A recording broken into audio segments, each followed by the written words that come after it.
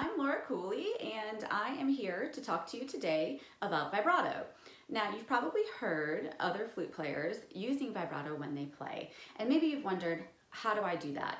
What do I do to make that sound happen? Well, first, you kind of need to know exactly what vibrato is, okay, and why we use it. So, well, what vibrato is basically a vibration, or you could think like a little bit of a tremulousness to your sound, okay?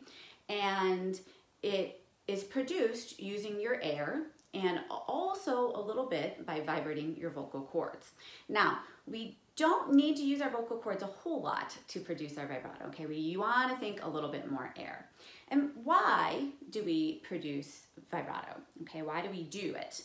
Well, it adds beauty to the sound and expressiveness to our playing, okay? And most flute players tend to use vibrato almost all of the time because the sound of the flute is a little bit nicer with vibrato than without, okay? So I'll demonstrate for you the difference. All right, so first I'll play a little tune with no vibrato.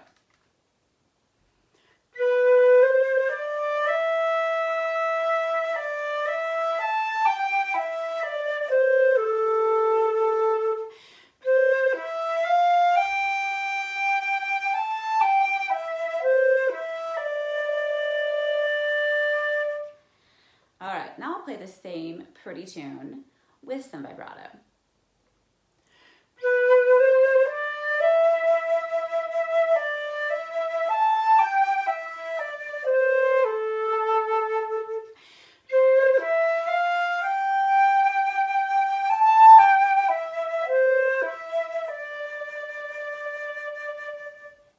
All right, so you hear that kind of wah sort of sound that's added to my tone, okay? That is vibrato.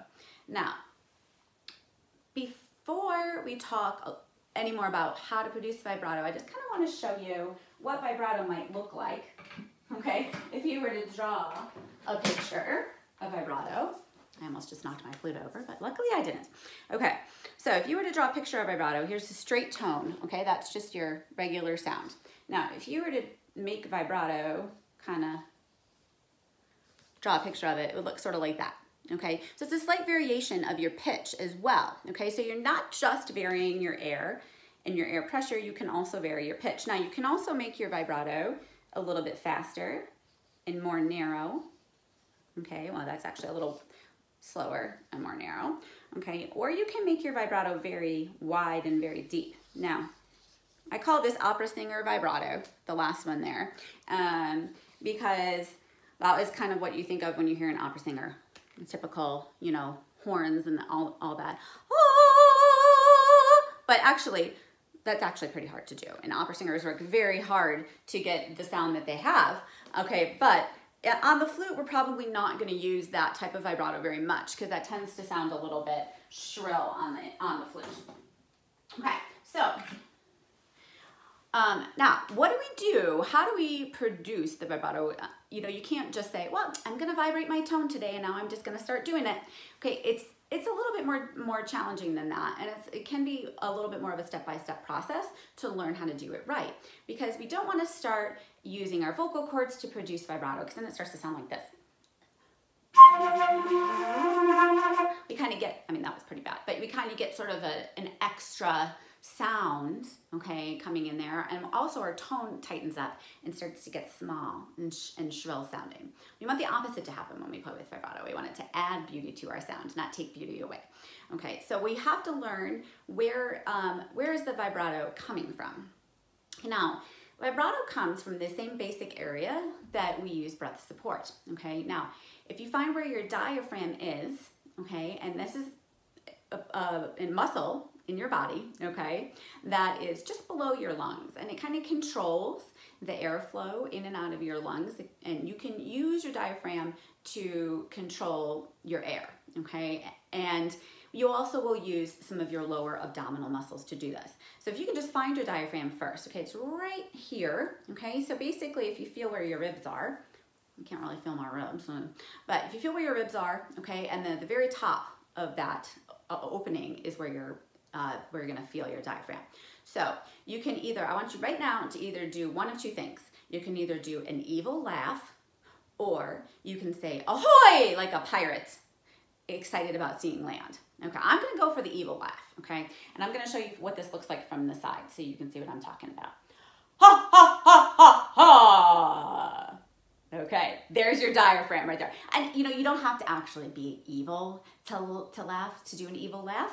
You can just do a regular laugh, okay? A regular laughing uses your diaphragm too.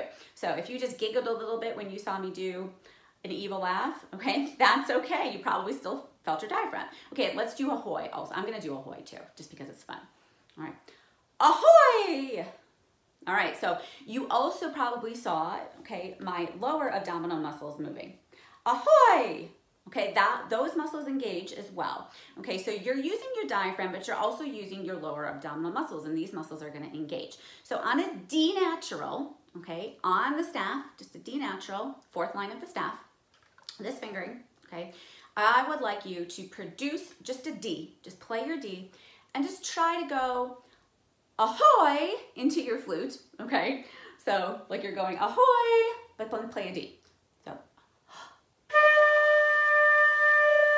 okay, you should have felt your diaphragm move when you did that. Let's do it again.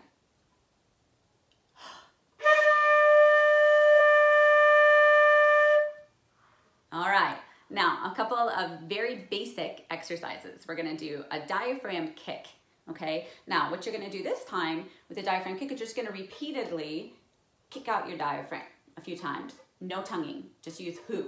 Ready, go.